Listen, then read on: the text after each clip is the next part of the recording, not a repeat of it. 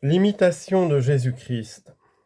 Livre 3, chapitre 48 de l'éternité bienheureuse et des misères de cette vie. Parole du fidèle. Ô bienheureuse demeure de la cité céleste, jour éclatant de l'éternité, que la nuit n'obscurcit jamais, et que la vérité souveraine éclaire perpétuellement de ses rayons. Jour immuable de joie et de repos, que nulle vicissitude ne trouble. Oh, que ce jour n'a-t-il, lui, déjà sur les ruines du temps et de tout ce qui se passe avec le temps. Il luit pour les saints dans son éternelle splendeur, mais nous, voyageurs sur la terre, nous ne le voyons que de loin, comme à travers un voile. Les citoyens du ciel en connaissent les délices, mais les fils d'Ève, encore exilés, gémissent sur l'amertume et l'ennui de la vie présente. Les jours d'ici-bas sont courts et mauvais, pleins de douleur et d'angoisse. L'homme y est souillé de beaucoup de péchés, engagé dans beaucoup de passions, agité par 1000 craintes, embarrassé de 1000 soins, emporté çà et là par la curiosité, séduit par une foule de chimères, environné d'erreurs, brisé de travaux, accablé de tentations, énervé de délices, tourmenté par la pauvreté. Oh, quand viendra la fin de ces maux? Quand serai-je délivré de la misérable servitude des vices? Quand me souviendrai-je, Seigneur, de vous seul? Quand goûterai-je en vous une pleine joie? Quand, dégagé de toute entrave, jouirai-je d'une vraie liberté, désormais exempte de toute peine et du corps et de l'esprit? Quand posséderai-je une paix solide, assurée, inaltérable, paix au-dedans et au-dehors, paix affermie de toutes parts? Ô bon Jésus, quand me sera-t-il donné de vous voir, de contempler la gloire de votre règne? Quand me serez-vous tout en toutes choses? Quand serai-je avec vous dans ce royaume que vous avez préparé de toute éternité à vos élus? J'ai été délaissé, pauvre, exilé en une terre ennemie, où il y a guerre continuelle et de grandes infortunes. Consolez mon exil, adoucissez l'angoisse de mon cœur, car il soupire après vous de toute l'ardeur de ses désirs. Tout ce que le monde m'offre ici-bas pour me consoler me pèse.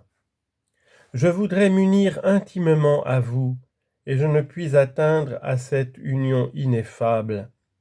Je voudrais m'attacher aux choses du ciel, et mes passions immortifiées me replongent dans celles de la terre. Mon âme aspire à s'élever au-dessus de tout, et la chair me rabaisse au-dessous, malgré mes efforts. Ainsi, homme misérable, j'ai sans cesse la guerre au-dedans de moi, et je ne suis à charge à moi-même. Et je me suis à charge à moi-même, l'esprit voulant s'élever toujours, et la chair toujours descendre.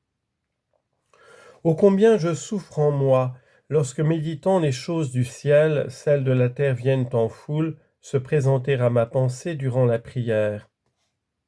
Mon Dieu, ne vous éloignez pas de moi, et n'abandonnez point votre serviteur dans votre colère. Faites briller votre foudre et dissipez ces visions de la chair, lancez vos flèches et mettez en fuite ces fantômes de l'ennemi. Rappelez à vous tous mes sens, faites que j'oublie toutes les choses du monde et que je rejette promptement avec mépris ces images criminelles.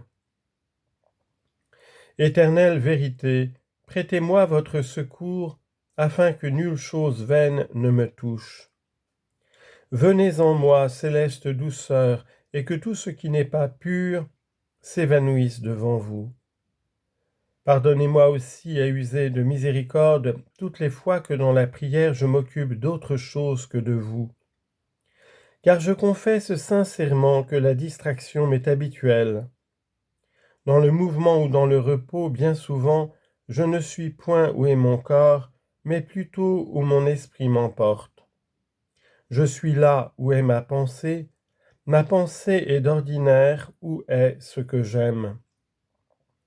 Ce qui me plaît naturellement ou par habitude, voilà ce qui d'abord se présente à elle.